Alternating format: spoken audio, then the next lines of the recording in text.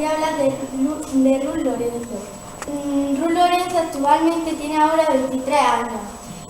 Sus padres estuvieron viviendo en España y ahora están, y se fueron a Inglaterra por trabajo. Por eso Ruth Lorenzo sabe trabajar, sabe hablar también.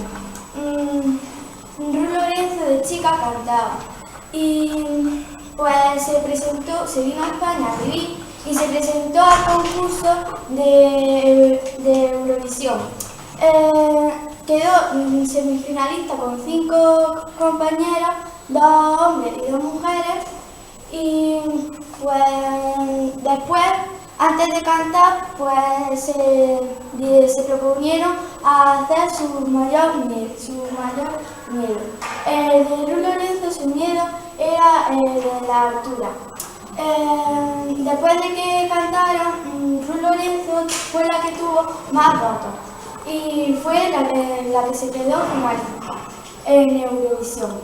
Después en Eurovisión concursó y pues quedó la 10ª con todos los países del mundo.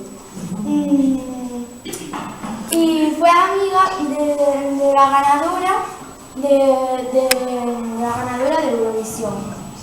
Y pues después, ahora actualmente Ruth Lorenzo vive en Murcia, en un barrio que es el de Las Torres.